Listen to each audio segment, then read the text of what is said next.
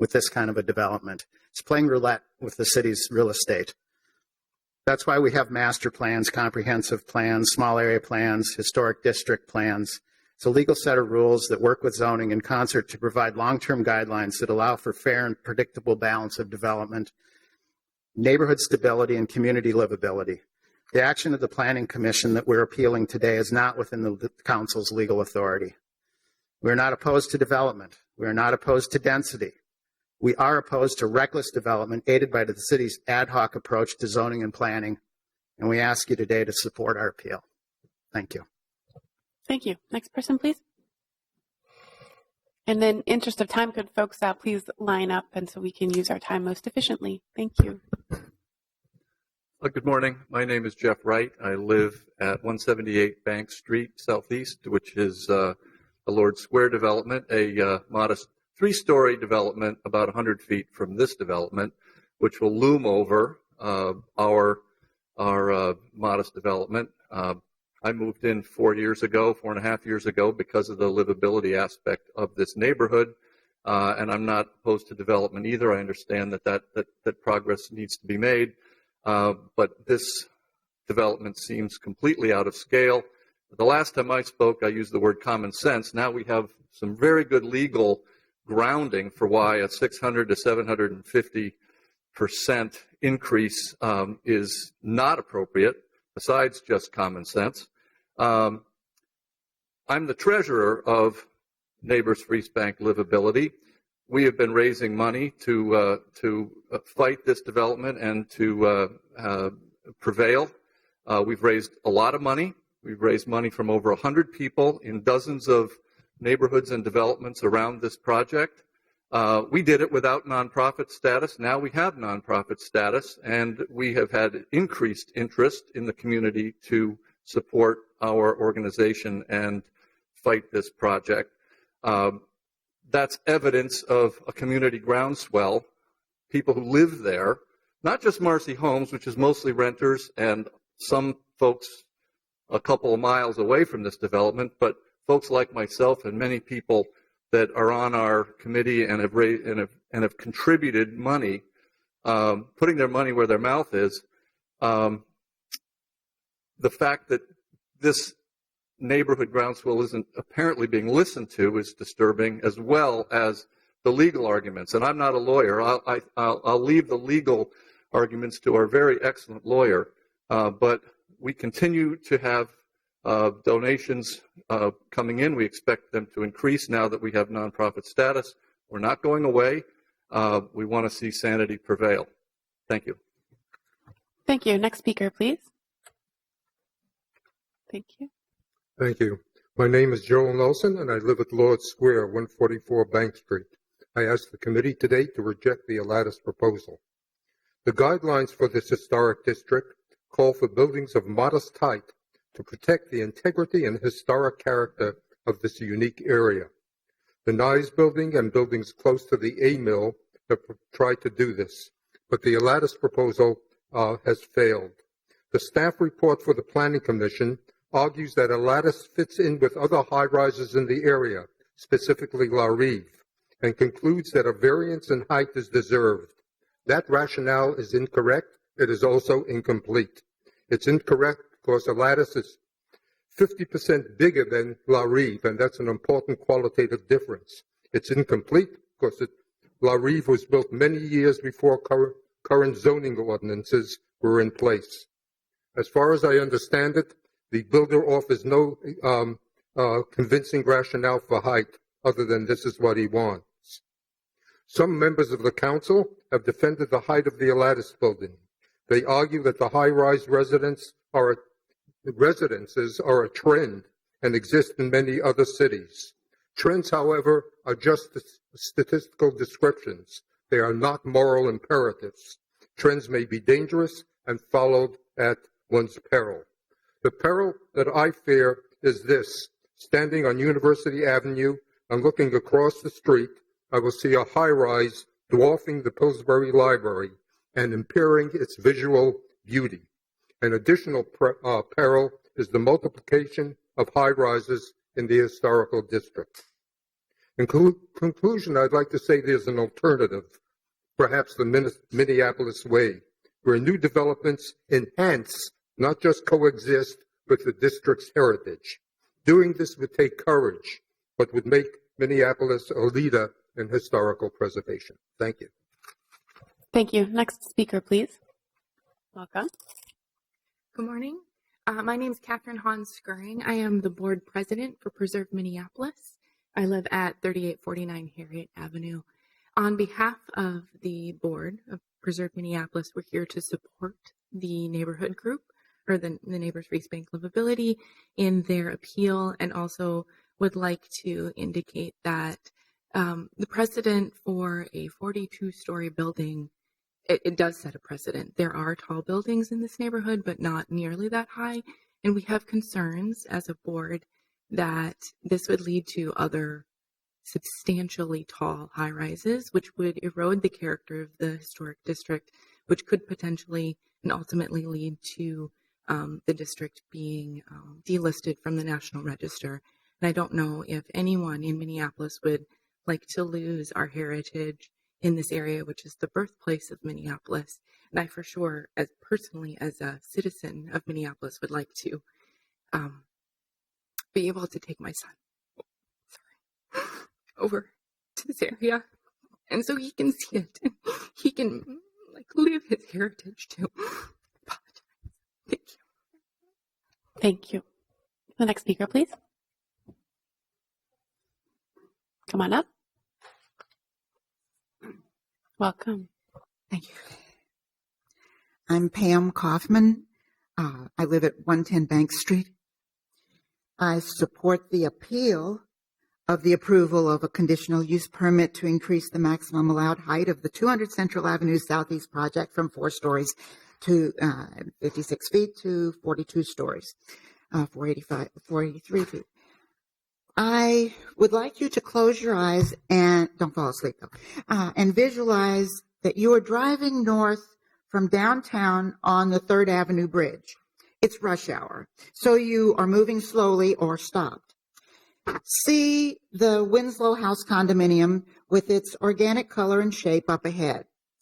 Now see a very, very tall vertical thing rising behind it. You can't tell me that that structure doesn't look ridiculous. It's way out of scale.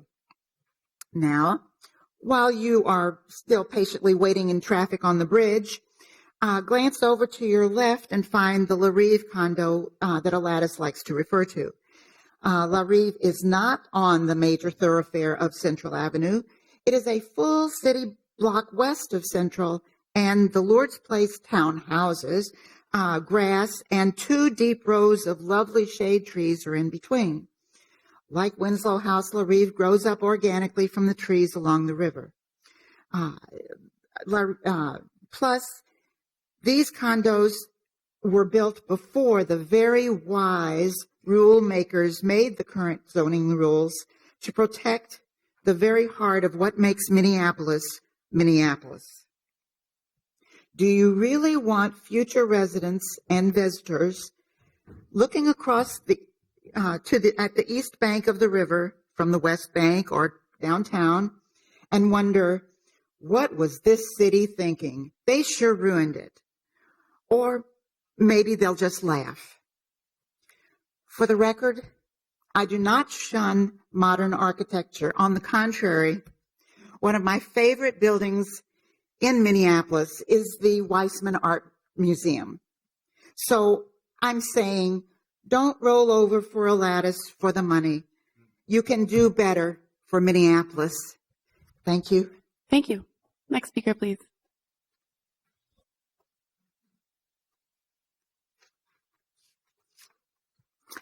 Hello, Joanne Netlin, 110 Bank Street, Southeast. This is an article from the New York Times opinion pages. Something interesting happened to the millennials. As predicted, the supposedly narcissistic generation finally moved out of their parents' homes, stayed in meaningful jobs, and became civic-minded. With pride, they also discovered their city's most treasured identity, history. And now they live, eat, and drink and be merry in cities like Boston, Philadelphia, Charleston, San Francisco, and San Antonio. Cities that cherish their historic districts, saying no to any building that did not fit their prescribed vision. They could build elsewhere. Woe to the cities that didn't follow their comprehensive plans and could only see millions of tax dollars if they just changed their permits and approved variances. Today, they have no districts in their cities with storied paths, personal neighborhoods, or tourist-friendly destinations. Millennials found their other cities that answered their needs for quaintness, history, and social progressiveness. We look at one such city that simply ignored its historic beginnings to yield to the greed of developers wanting to build skyscrapers. Minneapolis was at the brink of preserving the East Bank, its most precious original neighborhood. With historic neighborhood guidelines to halt any more tall buildings, the city ignored them and their own Heritage Preservation Committee. 40 to 55-story skyscrapers were built, prompting the National Trust for Historic Places to put Minneapolis on the list of its America's most endangered historic cities. Back in 2016, Council member Lisa Goodman said, "We'd have more, in my opinion." Council member Jacob Fry even posted developers' building plans on his social website and wrote, "We can preserve historic character and simultaneously make our own history," in 2016. But that was only for a year. History shows the millennials moved on. Many never arrived in Minneapolis. Once the public became educated about the value of historic districts, it was too late. This is a look into the future, published October 18th, 2026, just 10 years from now. Thank you. Next speaker, please. Good morning. My name is Chris Coy, and I live in a single-family home at 419 5th Street Southeast in the Marcy Homes neighborhood. I'm feeling a serious case of deja vu this morning, although it actually technically isn't deja vu, because I have been here before, just like so many of us gathered here today. And this time around, I'm asking you to support our appeal of the Planning Commission's August 29th approvals for the Lattice project. Let me ask you a simple question. Why are you still considering approving this 42-story tower? The city zoning code does not allow the granting of a conditional use permit for a 483-foot tower just because the developer wants it. Clearly, this building is completely out of scale, particularly within the historic district. I understand that variances allow a certain amount of wiggle room, but let's be honest. A building 10 times allowable height and a floor area ratio 600% greater, that isn't a simple variance for you to consider. It requires you to look the other way as you ink up your rubber stamp. Lattice has proposed out-of-scale projects like this tower in both Arden Hills and Rochester. In both cities, the mayors and city councils have publicly expressed their concerns about the size of the developments that in both cases not only violate their zoning codes, but their visions for the future of each community. Why is it that none of you have second thoughts about approving this project?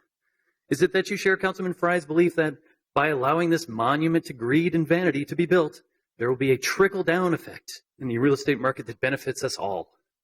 I can't believe that's the case, but whatever your reason, please reconsider and support this appeal, and in so doing, deny the approval of this 42-story tower.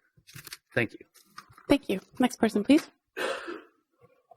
How many more people would like to speak? Okay. Hi, my name is Saralyn Romanishin. I'm a resident of the Wedge neighborhood, where we are intimately aware of the repercussions of our city's mistaken reliance on market-driven development and unsound development practices. I strongly support the appeal by the neighbors for the East Bank livability. The CUP and the variances, including the floor area ratio, all violate the basics of what these neighbors stand for, livability. You know, this reminds me of an ancient fable, retold in many variations and languages. It is a tale of human ego used to teach children and forgetful adults humility.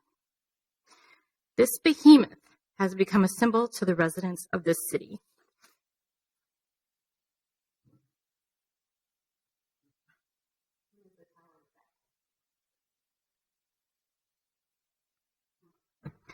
It is a towering height of 42 stories, not downtown, but at Central and 2nd, on the bluff, looming over the historic district and casting a pall over Southeast.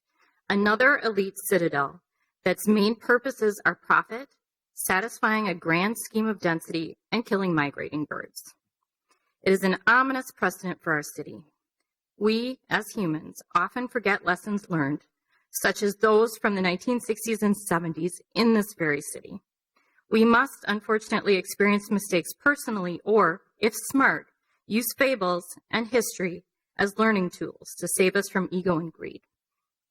Alatus, Tower of Babel. Our leadership's misguided pride is being paid for by the people. I ask now, what will you, as our leaders, not do in the name of density? At this point, looking around the city, I now believe there are no limits. This is not about what we need, but what you want. Please prove me wrong. Please vote for the appeal and deny the cup and variances. Thank you. Thank you. Next speaker.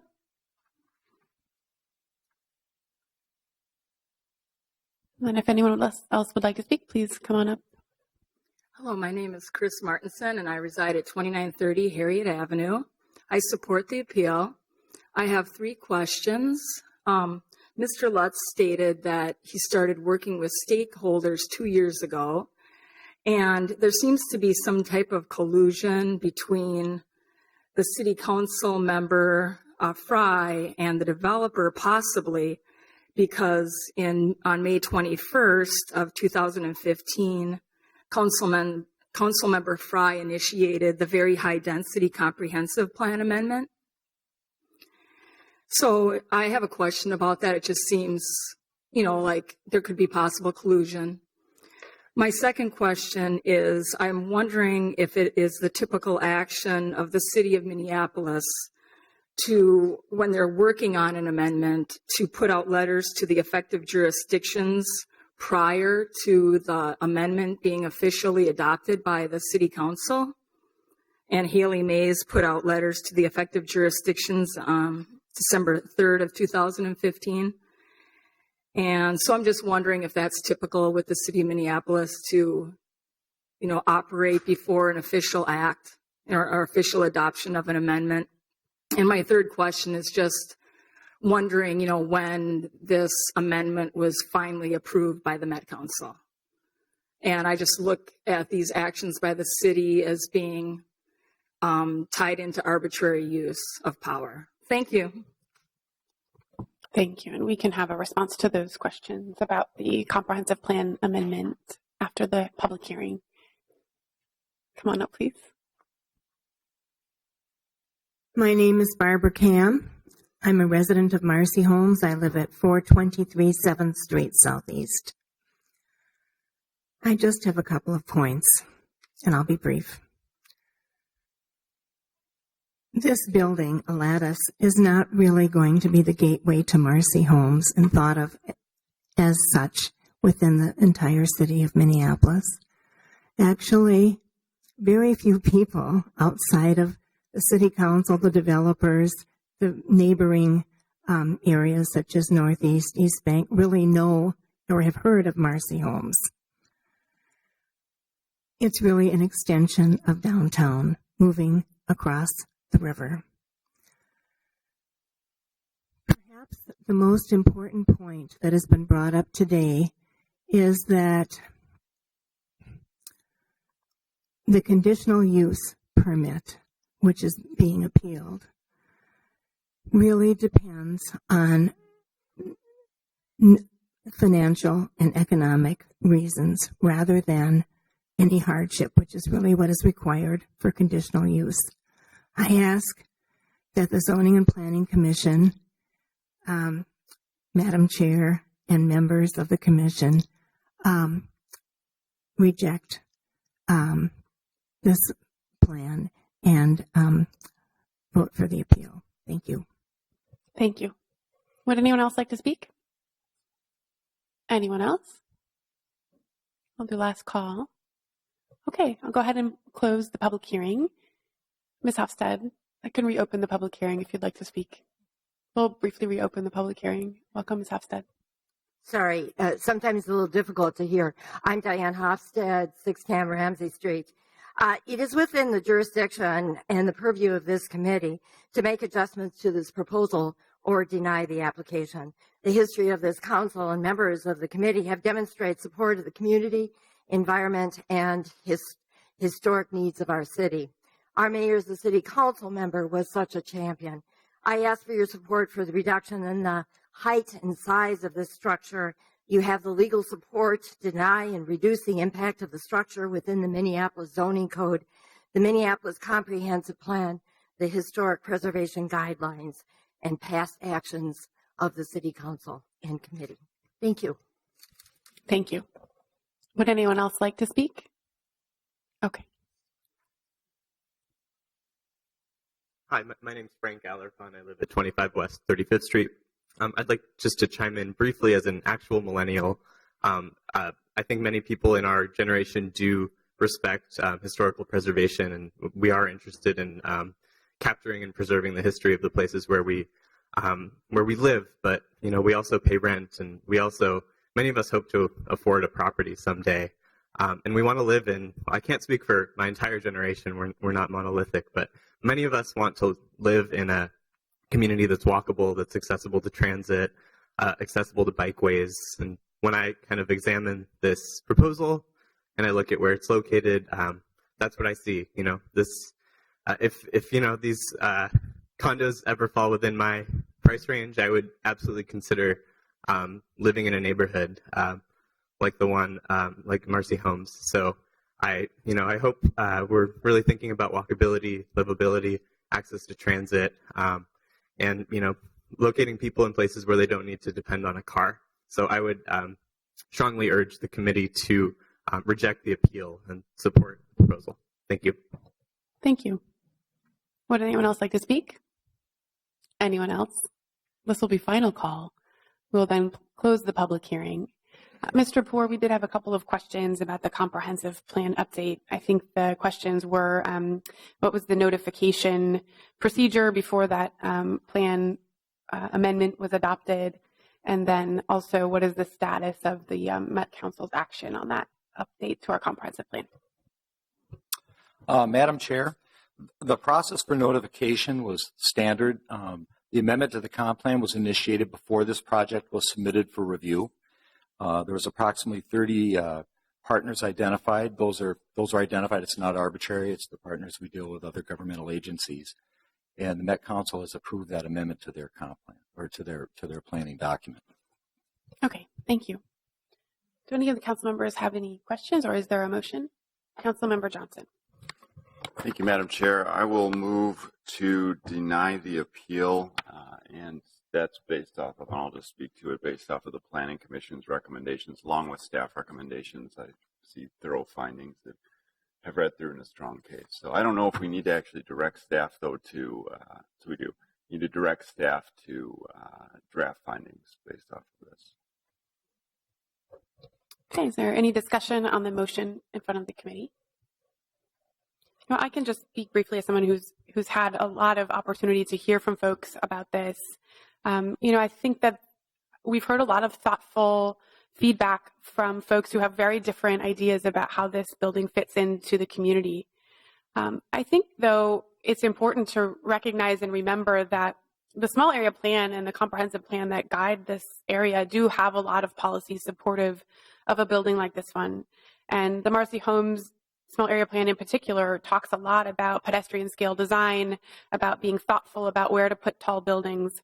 And so I think our staff will do the fine-tuned legal work, but as a policy statement, I would say that there's been a lot of land use policy directing this area that supports this building. I do also want to note that it is just one voice, but the Marcy Homes Neighborhood Organization did submit an official letter of support of this project. Just because we have fewer people here today to speak in favor of the project doesn't mean that there is no support in the community. And again, there is certainly different ideas and division on both sides, but I did want to reflect that, which is part of the record. I also wanted to note just a small thing, but this is the first building that I know of in Minneapolis that will have a significant look to bird-safe glass implementation as part of the Planning Commission conditions of approval of the site plan review. I moved to include the recommendations of the Audubon Society of Minneapolis, and the developer has agreed to make the building, the first 60 feet of the building, bird safe. I think it'll be an interesting case study pilot project for guidance we could consider in the future. And again, that was agreed to by the developer, but also is part of the legal conditions of approval that came through the Planning Commission. So that's what I had to say about that. Any further discussion? Seeing none, all in approval, please say aye. Aye. Any opposed? And that carries. We do have two more. Madam Chair? Oh, real quick, just in, Mr. I apologize. Just in response to Councilmember Johnson's question, I think based on the fact that there was new testimony today, that it's always advisable to direct staff to supplement the findings as necessary. And if you'd like to do that, I would appreciate it. Madam Chair, I thought that was part of my addition in the motion. So Direct findings. I believe that Councilmember Johnson did move to direct staff to prepare findings, but we can separately just ensure that we've taken that motion. So this would be then on the motion to deny the two appeals, as well as to direct staff to supplement the findings of fact. All those in approval, please say aye. Aye. Any opposed? And that carries. So thank you for everyone who's come. I know that folks will be leaving and coming and going. We do have two more items on our agenda, including one more item under the public hearings. This is item number 3, which is passage of an ordinance related to aircraft noise attenuation. I don't imagine we'll have a lot of public testimony about this. It is a relatively simple change that's moving our regulations about airport noise mitigation from our zoning code to our building code. I don't know if staff wants to make a brief presentation about this or if that's sufficient. Is there staff here to present about item number 3? Okay. Is there anyone here who would like to speak on item number 3? Okay. So then I will just go ahead and move approval of item number 3. Oh, thank you. I will open the public hearing. Would anyone like to speak? Seeing none, I will close the public hearing. Thank you for the reminder. I will move item number 3. Is there any discussion? Okay. All those in favor, please say aye. Aye. Any opposed? That carries. And then our last item is an update, again, on our comprehensive plan. We are at the end of the lifespan of our last comprehensive plan and undertaking an update, which will be adopted in 2018. Ms. Mays is here to bring forward the civic engagement calendar. This shouldn't have any surprises in it for council members who've been engaged for many months now in guiding the civic engagement plan, but this is our opportunity to officially act on this proposal. And so we'll have Ms. Mays just come up and remind everyone what we have in store coming up over the next few months. While she's getting ready, I will note that we've had staff from across the city enterprise engaged in doing some preparatory work for the comp plan, identifying the big trends that we've seen in data, the issues that we need to check in with our community about. So this is kind of the beginning of that next phase starting in October, which will have some presentations and briefing to council members, as well as a public presentation at Committee of the Whole coming up in October, and then some public meetings at the end of the month. So I'll turn it over to Ms. Hayes. Okay. Good morning. I'm going to go through a presentation that sort of places us where we are and provides an update on the civic engagement plan, our activities to date, and the calendar moving forward. As you know, we're in the midst of a fairly large-scale update to our comprehensive plan, looking at a lot of different major topics that impact us on a regular basis.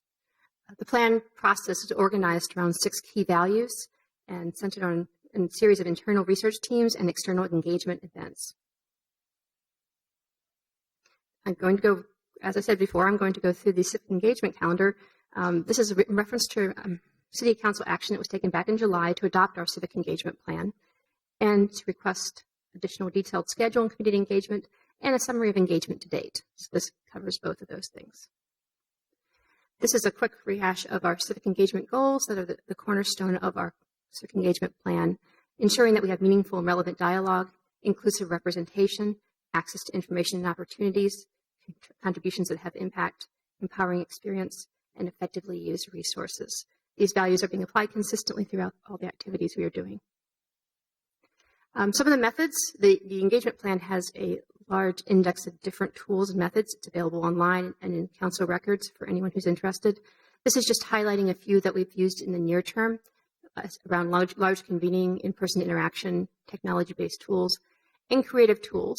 The goal really is to give a variety of different venues and opportunities for people to engage in the plan in ways that they find accessible, relevant, and maybe even fun, and especially speaking to those who are less likely to be involved, have been historically underrepresented in city processes. Indeed, most of our resources in this process are gained towards those populations rather than the folks who are more likely to be involved regardless of the tools and techniques we use.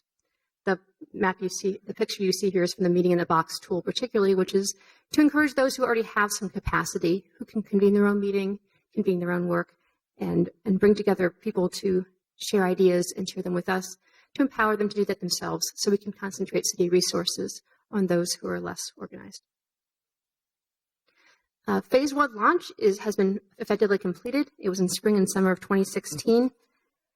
Its purpose really was about raising awareness of the comprehensive plan. As a lot of you know, it's not a well-known document to the entire population. In fact, quite a few people live most of their lives without being directly engaged in it. So this is an opportunity to open that up and really to let them know what it is and to frame the discussion so that when they provide input, we can make sure it's effective and used well and a good use of everyone's time.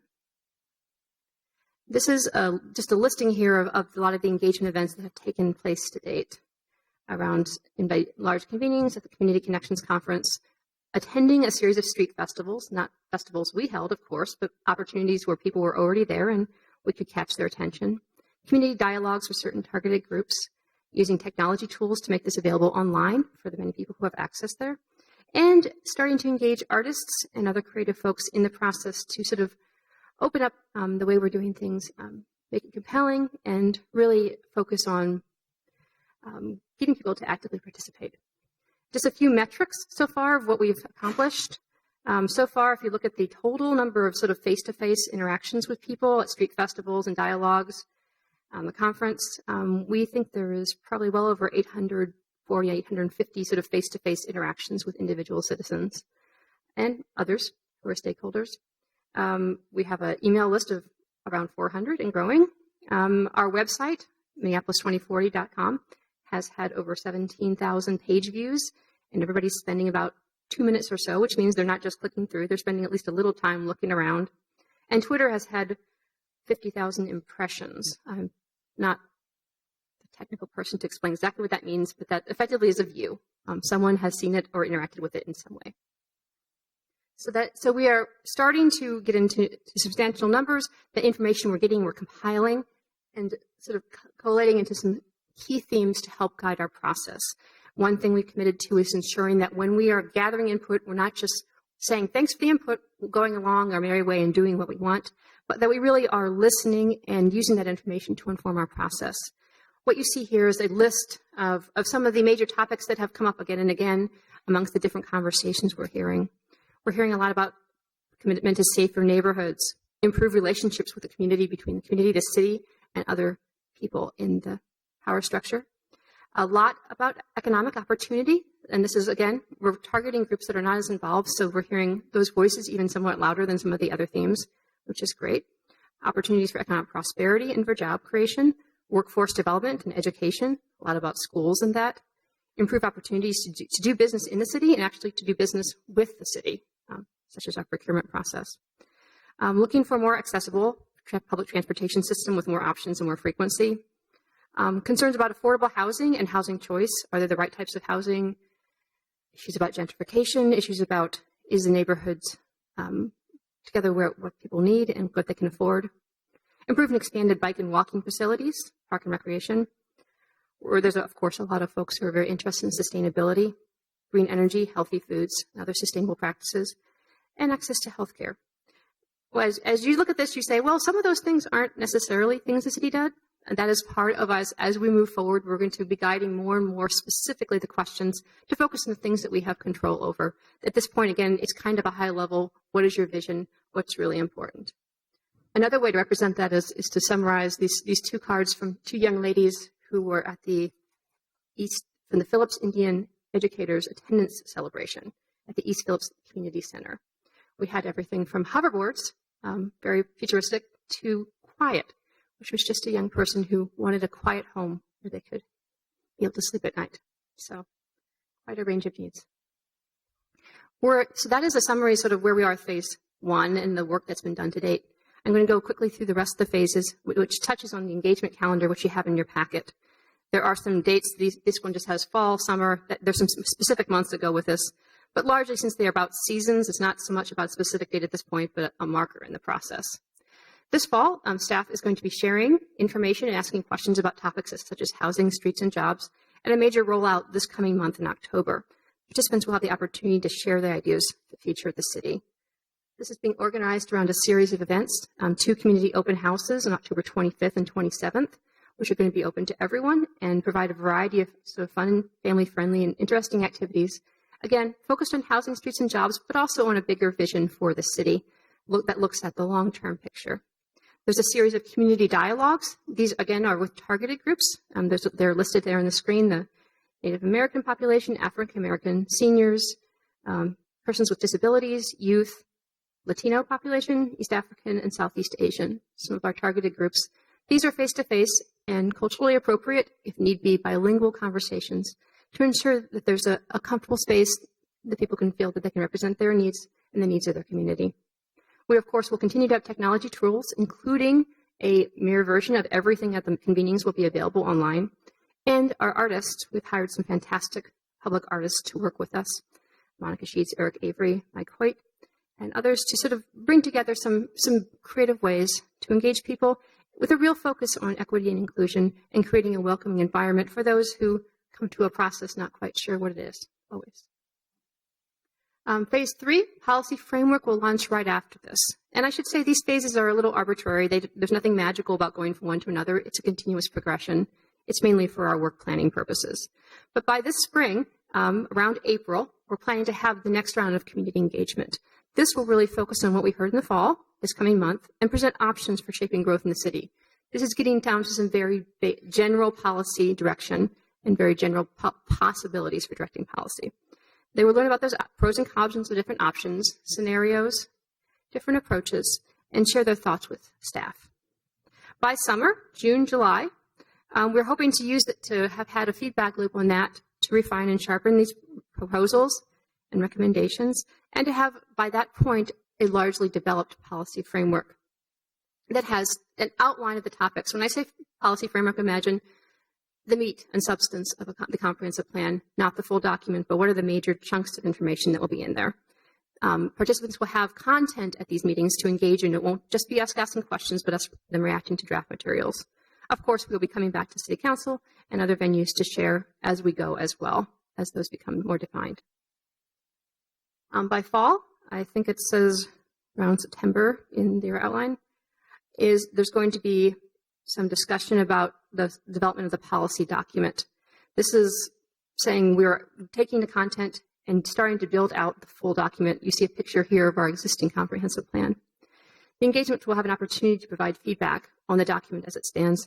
This is not the final version, of course, but by fall, our hope is to have a lot of the document substantially complete so we can start acting on different pieces and fleshing them out further.